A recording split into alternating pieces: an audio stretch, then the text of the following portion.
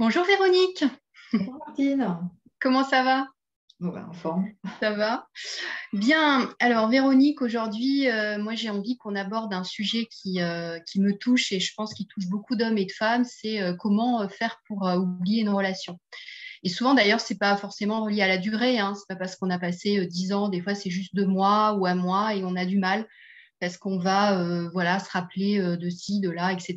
Donc, bah, ça fait souffrir. Et puis, voilà, ça fait souffrir en entreprise aussi. Ça, évidemment, ça, c'est plutôt pour mon sujet et mon sujet de travail. Mais voilà, je pense que ça, c'est un sujet qui peut être intéressant.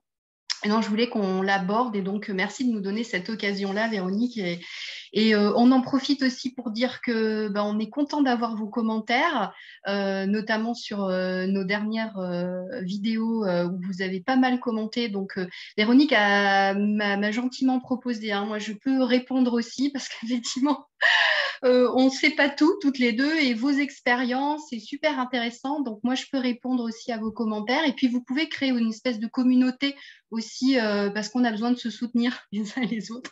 Et les expériences des uns et des autres, les pistes que vous avez pu mettre en place aussi pour les sujets, ben, c'est très intéressant. Et merci pour ça, parce que j'ai trouvé que les commentaires étaient fort nourrissants pour moi aussi.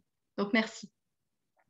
Alors, le sujet du jour, donc, c'est comment faire pour oublier une relation. Alors, souvent, quand on dit ça, c'est que la relation, elle nous a marqué, hein. Parce que quand, C'est sûr. Sinon, comment tu faire t'en pour sors oublier? pas. Voilà. Donc, il y a plein de façons de faire, mais ce qui est intéressant est de voir ensemble, hein, ça change aussi des personnes qui donnent comme ça des recettes, mais nous, on aime bien aussi voir les processus, c'est-à-dire qu'est-ce qui se joue quand même derrière, qu'est-ce qui se joue, qu'est-ce que je me suis raconté comme histoire aussi, hein, parce que souvent, ça vient de là, et quand ça coupe, ça me fait mal, même quand je coupe moi je donne ma propre expérience, même quand moi je romps, j'ai aussi mal que quand, voilà, je devrais peut-être arrêter de rompre. Mais voilà, c'est intéressant, c'est comment je fais pour oublier. Donc, on peut regarder ensemble ce qui se joue. Et puis les pistes aussi, bien sûr, hein, sur nos propres expériences. Donc, Véronique, qu'est-ce qui se joue quand on Ah, n'arrive pas à oublier, hein? C'est souffrant, c'est pénible, c'est dur, on fait des insomnies. Et ouais. n'empêche, Véronique, je voudrais dire juste un truc avant que tu prennes la parole, mais les lieux, c'est terrible, les lieux. Ah oui, tu retournes En aux tout cas. lieux, les lieux du crime, et que du coup, ça te rappelle tous les souvenirs comme la Madeleine de Proust, et que tu ne peux pas Oui, t'empêcher d'y penser, tous les bons oui. souvenirs qui se Oui, remémorent. les restaurants, les Ouais. cinémas, les Ah oui, oui, films. Moi, je suis très reliée à ça, donc voilà, oui, oui, bah oui, oui. anecdote personnelle. C'est les ancrages, les mémoires. C'est Et ça. oui, alors, bah, qu'est-ce qui se passe quand on n'arrive pas à oublier? C'est un phénomène de cristallisation. Hein, c'est que la relation amoureuse fait en sorte que tu projettes, hein, sur un partenaire euh, une projection idéalisante. C'est pour ça que enfin, la personne, tu fais une fixation sur la personne après ou pendant, et même longtemps des fois après. Il y a des personnes qui font des deuils pathologiques, hein, ça dure plus d'1 an quand même, hein, voire 2 ans. Des fois, j'entends des personnes qui Plus, ont hein. 3 ans qui ne s'en remettent pas et qui sont toujours en train de fixer sur la. Voilà. Donc, c'est un phénomène de cristallisation, c'est-à-dire que tu vas projeter des éléments transférentiels, hein, transférentiels, c'est-à-dire qui appartiennent à tes relations du passé, notamment souvent les relations papa-maman, et notamment un transfert idéalisant. Il y a eu des très bonnes choses avec ce partenaire que j'ai trouvé qui réparait mon histoire probablement, ou que je n'ai pas eu ailleurs, ou qui ont réparé mes autres blessures d'autres relations. Et j'y ai trouvé des bonnes choses, et ces bonnes choses, je m'y agrippe. Presque je gomme les mauvais souvenirs, je cristallise sur le bon, et du coup je ne peux pas faire un travail de deuil tant que je continue de cristalliser, de fixer, tu vois, de projeter un Mm, idéal sur cette personne, mm. comme quoi c'était un bon partenaire qui m'a apporté tellement de bonnes choses que je ne peux pas m'en échapper. Et autre phénomène aussi qui explique beaucoup la difficulté d'oublier, c'est de croire, donc c'est les failles narcissiques, je crois que je ne suis pas une assez bonne personne pour mériter quelqu'un d'autre qui me correspondrait plus. Mm. Égal, je suis pourrie de l'intérieur, je ne mérite pas mieux, je ne suis pas assez intéressante, pas assez ceci, pas assez cela. Et donc, déjà que j'avais trouvé ce partenaire avec qui je vivais Mm. quelque chose quand même relativement d'assez chouette, même s'il y avait de très mauvais côtés, je ne peux même pas imaginer trouver dans l'inconnu, tu vois, dans le monde inconnu, tu vois, je manque de repères et je ne sais même pas comment faire et je ne peux même pas imaginer trouver quelqu'un d'autre qui me correspondrait plus. Ouais, ça, c'est intéressant aussi parce que ça raconte sur la valeur qu'on a de nous-mêmes, en fait. J'ai pas assez de valeur. Puis moi, j'entends hein, même dans mes coachings en entreprise, des gens qui me disent, mais qui va vouloir de moi finalement, hein? C'est ça. Et ça va se rejouer sur des dynamiques vraiment d'enfants non désirés ou d'enfants Mal euh, accueilli aussi. mal accueillis ou négligés ou pas assez valorisés comme ils auraient dû être valorisés à l'époque, enfin des choses comme ça, ou humiliés, enfin tous ces drames en fait qui Mm. vont se rejouer à travers le fait de croire à l'intérieur de Mm. soi qu'on n'a Mm. pas assez de valeur et Mm. que c'est même pas la peine. Juste avant toi, j'avais une patiente justement qui me disait, qui jouait un peu, je lui dis mais ça me rappelle comme si vous étiez au bal des premières, et vous êtes à faire tapisserie, vous attendez que un homme, évidemment pas celui que vous avez choisi, mais un homme daigne quand même venir vers vous pour vous demander à danser. Alors déjà qu'il y en a un qui passe par là, c'est déjà bien hein, quand même, hein. On ne va pas demander plus. Mm. Mm. Ouais, c'est clair. Mais c'est quand même, ça fait énormément souffrir parce que je trouve qu'il y a un phénomène dont tu parlais dans le premier élément qui est intéressant parce que même si on a vécu des mauvais moments, même des relations toxiques, on a un phénomène qui fait qu'on va se rappeler que des bons moments. Ouais. Et ça, c'est ce phénomène de peut-être relié à la cristallisation, je ne sais pas, mais ça fait, C'est c'est cette physiologiquement. fixette-là, mais il n'y a peut-être eu que 20% de bons, mais on va se rappeler de ces 20%-là. Tout à fait. Alors ça, c'est expliqué dans la chimie du cerveau de l'amour. Donc, vous lirez, il faudrait que je retrouve les Mm. articles là-dessus, mais il y a effectivement des zones du cerveau qui sont enfin focusées, qui font oublier ces mauvais traitements ou ces mauvais souvenirs, et donc de focaliser sur la dynamique amoureuse, les moments où on a reçu le bon et pas les moments où voilà, on n'a pas reçu. Ce qui ne va pas du tout aider à la désidéalisation. Hein. Parce que Mm. comment oublier? La première piste, c'est rester en contact avec la réalité, faire les deux colonnes. Il y a eu les bons, on ne va pas nier le bon, mais il y a eu tout ça qui ne me correspondait pas, qui ne satisfaisait pas mes besoins, qui Mm. n'était pas compatible avec mes valeurs, avec qui je suis. Mm. Et ce n'était pas OK, en fait. Parce que Mm. si Mm. soit il est parti ou soit je suis partie, c'est que ce n'était pas OK. Sinon, on serait toujours ensemble. Oui, c'est intéressant de se mettre face à ce principe de réalité. Et pourtant, on fait des fixettes. Alors, c'est intéressant quand même, cette fixation-là dont tu parlais, c'est que moi, je le vois dans mes coachings en entreprise aussi, où il y a une gêne aussi à parler de ça. Parce que les gens disent, ouais, je gère.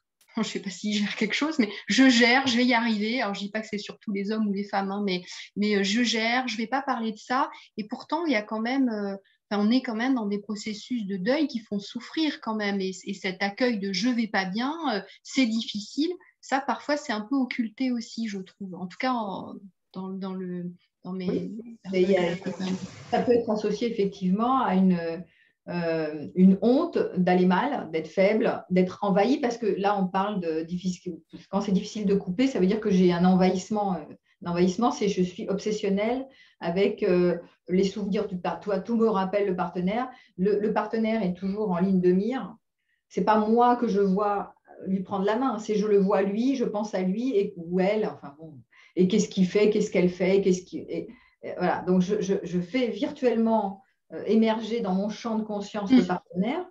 Donc je lui donne de l'espace en fait, hein. Je le rends Et de présent l'importance. et de l'importance.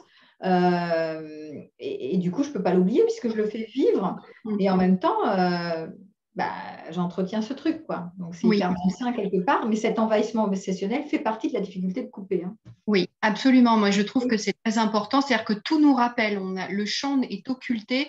Ouais, Tiens, ce lieu me rappelle de notre moment. Et du coup, c'est ouais. très intéressant aussi de voir que les impacts aussi, hein, c'est que même si les personnes disent c'est pas grave, je gère, et puis next, next, next, mais le problème, c'est que les personnes repartent sur des sites de rencontres et parfois, c'est encore pire parce qu'on on va être sur des mesures de comparaison aussi. C'est ça. Mais oui, et oui, oui, tant que je ne fais pas un deuil, c'est-à-dire je clôt le chapitre et je laisse de l'espace et je vois combien il ne me correspondait pas tant que ça, parce que sinon on serait toujours là ensemble, il y aurait de l'amour et on continuerait. C'est donc reprendre la réalité et pas l'espèce de fixation projective. Bah, à ce moment-là, effectivement, on peut se rendre compte que on peut laisser de l'espace à quelque d'autres choses. Sinon, on compare, il n'y a pas d'espace. En fait, il n'y a pas de deuil, donc on ne peut pas boucler un chapitre. Voilà. C'est intéressant cette idée d'espace. Oui, on ne laisse pas l'espace parce qu'on n'a pas On va prévu. comparer, on se dit, ah oui, je vais repartir, je vais trouver quelqu'un d'autre, hein, je me mets en recherche, mais quelque part, un, j'y crois pas, qu'il y ait quelqu'un d'autre de mieux que lui. Deux, je ne cherche pas vraiment tant que ça, je cherche sans chercher, je suis vite désabusée, vite je compare, et donc je permets aux fantômes qui n'existent plus dans ma vie de perpétuer une espèce d'auréole, tu sais, charismatique de l'homme qui était ou de la femme qui était tellement exceptionnel, indispensable. Et donc, je continue de vénérer un fantôme, en fait. On n'est pas du tout en contact avec la réalité. Hein. Oui. Oui, et l'espoir est vraiment pas aidant du tout, du tout. Il est toxique. L'espoir C'est qui tue, toxique. hein, comme je dis souvent. Et puis même cette espèce d'idole du passé qui n'existe nulle part maintenant, et d'entretenir cette image est vraiment mauvaise. Quoi. Enfin, c'est pas salutaire. Mais il ne dit pas une chose, c'est que c'est là où on met notre attention que ça se développe. Donc si je me distrais dans des temps vides chez moi à penser à l'autre parce que j'ai rien d'autre quelque part à faire, ou alors je fais des choses qui sont pas assez intéressantes ou qui m'occasionnent pas assez de plaisir, qui me distraient pas assez en fait, hein, et du coup pendant que je fais la cuisine par exemple, bon c'est pas plus plaisant que ça, mais j'ai du temps pour penser à mon ex ou à la personne en entreprise, tu vois, j'ai du temps en fait parce que ce que je fais me plaît moins. C'est évalué comme fade. C'est pas assez intéressant, c'est pas assez fun, c'est pas assez goûteux. Alors que ce que je vivais par moment, je te répète par moment avec mon ex, c'était fantastique, c'était waouh, waouh. Oui, et puis souvent, en tout cas, je prends mon exemple personnel, mais on peut être un peu aussi amoureux de son état amoureux. Pas forcément enfin, tu en parles Là, souvent dans tes conférences, mais du coup, c'est intéressant de se dire, mais finalement, c'était juste un objet d'amour et que quelque part, ce qui m'importe aussi, c'est ce que ça me. Donc, le reste peut paraître fade aussi quand tu parles d'activité. c'est ça, tu vois, faire la cuisine ou aller faire du sport ou aller je ne sais pas quoi, ça peut être évalué comme ah ouais, bon, d'accord, mais c'est jamais aussi bien que ce rêve d'amour que nous avons vécu, même si c'était une période et ça a créé une chute pas terrible. La chute a été horrible, mais quand même. Il m'a lâché comme une merde. Il m'a lâché, bon, mais quand même, il y a eu des moments, ça m'a nourri, j'étais dans ses bras, je rêvais. Bon, oui, effectivement, il peut y avoir cette histoire du rêve d'amour. Alors, en entreprise aussi, il y a des impacts, hein, puisque là, c'est mon champ de travail aussi. Moi, je vois, j'accompagne pas mal de personnes qui parfois sont presque même en burn-out amoureux. Et on voit des personnes qui arrivent plus à avoir rien que la joie de vivre, la joie de se dire, tiens, je vais aller, c'est le printemps, les jours sont rallonges, je vais aller. Moi, là, j'ai cueilli des roses dans ma copropriété, c'était super sympa. Les personnes n'ont plus cette joie de vivre et du coup, il y a des impacts énormes sur le travail aussi, tu vois, Véronique, tu le sais bien, mais manque de créativité. Le champ, il est occulté. Donc, on n'arrive plus je vois des personnes en réunion qui sont plus du tout comme avant, pour qui, voilà, il y a cette période qui est quand même très, très souffrante pour elles et puis pour l'environnement pro aussi. Hein. Oui, tout à fait. Faire une fixation sur une personne, ça veut dire que je réduis mon champ à cette personne et je l'installe et je l'entretiens dans ma vie. Et pendant ce temps-là, je n'ai pas de disponibilité pour mettre mon attention ailleurs parce que c'est évalué comme moins bien qu'eux. Soit je n'ai pas les stratégies nécessaires, je ne sais pas faire autre chose, je n'ai pas exploré suffisamment d'autres stratégies pour nourrir mes besoins. Donc, je n'ai même pas l'idée que ça pourrait exister au lieu de faire le bal des premières et d'attendre qu'il y ait quelqu'un qui vienne me chercher chez moi, un prince charmant qui débarque chez moi. Je n'ai pas d'idée d'aller, tu vois, d'aller explorer d'autres choses ailleurs. Soit je n'ai même pas l'envie, je ne suis pas motivée, comme tu dis, je n'ai pas la joie de vivre, donc je suis là. Donc, je me laisse couler gentiment mais sûrement. Et je perds de plus en plus ma puissance et je suis plus créative et je rebondis plus du tout. Et là, c'est la chute. Surtout quand ces deuils durent trop longtemps. Oui. C'est bien de voir qu'à un moment donné, c'est bien de faire ce travail de désidéalisation et petit à petit de trouver des stratégies diverses et variées pour nourrir des besoins qui sont là dans la rencontre amoureuse ou dans le couple, comme la tendresse, l'intimité, l'authenticité, la confidence, tout ce type de besoins qui sont nourris au sein du couple. On peut trouver d'autres manières, soit avec d'autres personnes, soit avec d'autres biais, pour nourrir ça. Sinon, c'est hyper rétréci, quoi, tu vois. Bien sûr. Mais du coup, toi qui travailles tellement sur la relation amoureuse, qu'est-ce qu'on peut dire sur le temps du deuil quand même? Parce qu'il y a un deuil à faire. Il y a ce moment où je vais pas bien, quoi. Voilà, alors, voilà. La première, bah, tu connais, déjà, accueillir, je vais pas bien, j'ai le droit de m'effondrer, j'ai le droit de, oui, d'être triste. D'être triste et puis d'être effondré aussi, hein. Voilà, donc accueillir cet espace qui peut durer plus ou moins longtemps. Et ensuite, il y a effectivement trouver des ressources, des appuis, mes appuis en moi, mais surtout les appuis aussi à l'extérieur.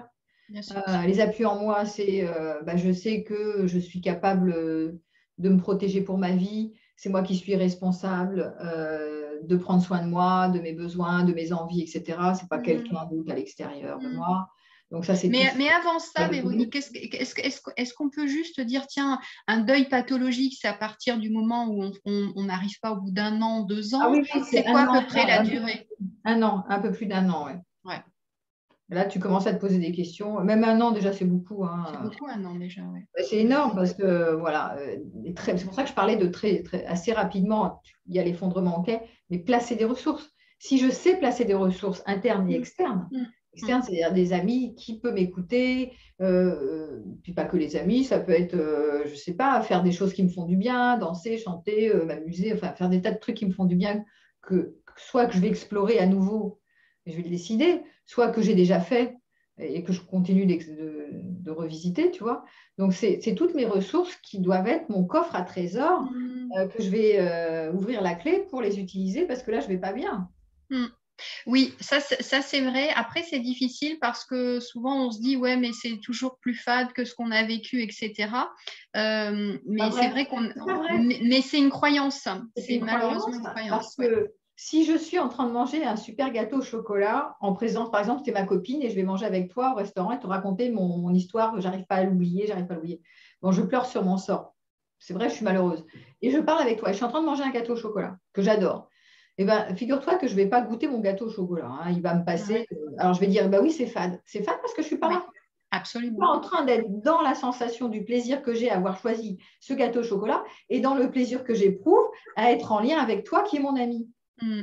Donc, tout ça, c'est une manière de shifter, c'est ce manque de présence en ne reconnaissant pas et en n'étant pas en contact avec ce qui est là maintenant et en n'étant pas en gratitude avec ce qu'on vit là et surtout à imaginer que ce serait mieux si Xavier était là, qui est mon ex. Alors là, ça aurait été merveilleux, mais comme il n'est pas là, ma vie est complètement fade. Alors toi, évidemment, tu es ma copine, mais bon, tu ne remplaces pas mon Xavier, évidemment. Ça, c'est sûr. Sympa pour la copine en plus. Voilà, mais c'est tout tu entends les voix intérieures quand même. Oui, tout à fait. Donc ça veut dire qu'il y a quelque chose à s'incarner aussi, moi je trouve. Enfin, moi, j'ai pas mal vécu ça. C'est vraiment, je m'incarne et j'avais aussi envie, mais ça c'est mon expérience personnelle aussi, de dire que on a de la valeur aussi, retrouver qu'on a un côté précieux aussi ou de la valeur. C'est intéressant. Ça, c'est le premier point que j'ai dit. Hein. Arrêtez de croire, quand j'idéalise l'autre et que j'arrive pas à couper avec mon ex, c'est que je me dis que je suis pourrie de l'intérieur et que je ne peux pas trouver mieux. Il n'y a personne qui… voilà, il n'y a pas d'abondance. Hein, non, c'est ça. Donc, c'est ce que je me dis, je me raconte une histoire. Et il faut juste sortir de chez soi. Ça ne veut pas dire que voilà, il va y avoir quelqu'un qui va tomber. Mais si je m'offre des espaces où je sais qu'il y a des personnes, même en amitié, tu vois, ce n'est pas forcément un amoureux, vite un partenaire de couple, vite. Mais je vais m'offrir des espaces où je vais tisser des nouveaux liens, quoi. Absolument. Mais ça, je trouve ça génial que tu parles d'amitié parce que moi, je trouve qu'il y a des amitiés, notamment avec quand on est une femme avec des hommes, hein, qui sont des véritables… Enfin, c'est tellement précieux et c'est parfois de l'amour aussi, je trouve, d'une certaine façon. Oui. Et je trouve que le faire quand c'est parce que souvent, il y a des croyances aussi que l'amitié homme-femme n'existe pas. Moi, je sais que j'ai des hommes dont je suis vraiment amie et qui sont des ex d'ailleurs parfois. Et je trouve ça extraordinaire parce que c'est ça. Et puis peut-être dire aussi à un moment donné, j'ai besoin d'être chouchoutée quand on a besoin d'aller voir les autres. Même avec ses collègues, moi je le dis, hein, je dis, mais dites que là c'est difficile pour vous en ce moment et que vous avez besoin d'être consolé, d'avoir des moments un peu plus chaud doudou. Parfois, on est dans cette gêne-là. Et puis on dit allez next, mais le next. Et c'est souvent les personnes qui n'osent pas demander ce dont elles ont besoin, qui croient qu'elles sont là pour donner aux autres de l'attention, de la chaleur, de l'intérêt. et qu'elles ne peuvent pas recevoir. Donc, elles ne demandent pas et du coup, elles ne se font pas du bien avec ça dans ces périodes-là, parce qu'il ne faut pas oublier que ce sont des périodes temporaires. Voilà, ça ne va pas durer toute votre vie, c'est une période de vulnérabilité et c'est humain, Donc, reconnaître que voilà, il y a des moments où on est en fixette, on n'arrive pas à faire mieux que de fixer sur l'ex, on a du mal à l'oublier, c'est humain. Donc, il n'y a rien d'extraordinaire, c'est banal, on dirait, et il faut accepter ça, cette part de vulnérabilité qui est, bah oui, on est tous pareils, quoi. Et c'est OK d'en parler parce que ça m'est arrivé un jour, mais ça t'arrivera un jour ou ça t'est déjà arrivé. Absolument. Et puis aussi sortir un peu, hein. Sortir, il fait beau, c'est le printemps. On est, non mais c'est vrai, les jours rallongent. On est quand même aussi là, on est quand même sur une saison où on ne dira pas assez, mais les réseaux sociaux, etc., ça nous rétrécit aussi. Je trouve que c'est intéressant de sortir aussi, d'aller en terrasse, aller voir la nature. Là, en ce moment, il y a une super végétation. Bon. C'est sûr. Mais et quand je sors, si je fais un effort pour sortir plutôt que de m'alimenter sur j'arrête de me dire que s'il était là, ça serait, ou si elle était là, le monde serait merveilleux. Tu vois, hein. Par quoi on peut remplacer cette phrase-là et cette rumination? C'est une croyance immense. Oui. C'est vraiment s'orienter, c'est vraiment la connexion à ce qui se passe ici et maintenant. Arrêter ça, c'est arrêter de se raconter. C'est une histoire. Bon, pour l'instant, il n'y a personne, il n'est pas là, il n'est pas là. Donc, ici et maintenant, qu'est-ce que je vis d'agréable ou qu'est-ce que je peux trouver? Par exemple, je suis dans la nature, je suis à la mer, là. Voilà. Est-ce que je peux goûter et intensément ce qui est en train de se produire ici et maintenant, au lieu que de me dire que s'il me tenait la main, c'est une histoire. Peut-être que ce n'est même pas vrai, hein, vous oubliez les moments où il vous tenait la main et il vous prenait la tête sur des conneries. Hein. Donc, non, là, précisément, je suis là et ça se passe bien et il y a quelque chose d'agréable. Je saisis ce qui est agréable pour augmenter l'intensité de la sensation parce que je focalise sur la sensation dans le corps. Il faut revenir au corps puisqu'on n'est pas des êtres de matière, on n'est pas que des purs esprits. Donc, c'est important de revenir aux sensations corporelles pour les goûter pleinement quand c'est là. En fait, tellement. La mer, je regarde quelque chose, je renifle quelque chose, je goûte quelque chose. Donc, on revient au sensoriel au lieu d'être fixé sur ah oui, mais si elle aime me tenir la main, oh mon Dieu. On peut récupérer d'ailleurs les compétences qu'on a eues pour. Tu sais, quand on est à deux, on est comme dans une bulle. Et moi, je trouve que c'est intéressant de récupérer ça en se disant ça, je sais le faire et je peux me créer ma bulle toute seule aussi. Là, moi, j'ai des roses qui sentent les abricots en ce moment chez moi et je sens les roses, mais ça me met j'ai l'impression d'être dans un champ de roses et je me fais une bulle avec moi-même. Parce que souvent, on a l'impression qu'il faut toujours être avec l'autre, hein, finalement. Mais ça va être la base qui va être quand je subis une séparation compliquée comme ça et que j'ai du mal à oublier, il va falloir que je gagne en autonomie. Et gagner en autonomie, ça va consister effectivement à faire des choses comme ça, oui, à me rendre la vie belle et à toutes les petites choses du quotidien, à les honorer, à les célébrer. C'est ça, se rendre autonome aussi. C'est se donner du pouvoir, quoi, augmenter du pouvoir d'être bien avec soi et avec le monde entier, clairement. Et la bulle avec soi-même. Et du coup, aller manger son gâteau préféré à la pâtisserie. Oui, c'est pas être boulimique, hein, je rappelle. Mais la gourmandise de tout, hein. Être gourmand, c'est être curieux. Et quand on va bien, on redevient le curieux, l'enfant curieux, l'enfant qui explore, l'enfant qui goûte, l'enfant qui est gourmand et gourmet. Mais pas je mange pour, pour gérer mon vide. On est dans la gourmandise et pas, tu vois. Voilà. Bien sûr, j'adore ton idée de revenir enfant, parce que c'est aussi réconforter l'enfant intérieur, hein, évidemment, et, bien sûr, et du coup de se dire, tiens, est-ce que je peux jouer à ça? Est-ce que je peux savourer ça? Et si j'étais un enfant de 5 ans, qu'est-ce que je ferais? C'est exactement cette piste. Et si j'avais 4 ans, 3 ans, 5 ans, 2 ans, qu'est-ce qui me vient à l'esprit, tu vois? Qu'est-ce que ça m'associe, quoi? Et suivre ce désir dans la mesure du possible. Et c'est souvent cette innocence de l'enfant et cette créativité. Hein. L'enfant suit son désir spontanément quand on ne l'empêche pas de suivre son désir. Bon, l'enfant libre. En fait. Mais suivre son désir, c'est ah ouais, les roses là, le gâteau au chocolat. Et d'évaluer ça à sa juste mesure, au lieu de dire ah ouais, mais si Xavier était là, ah ouais, avec mon gâteau au chocolat et mes roses. Mais non, pour l'instant, c'est moi qui suis en charge de déployer cette sensorialité, cette intensité du vivant, en fait. Hein.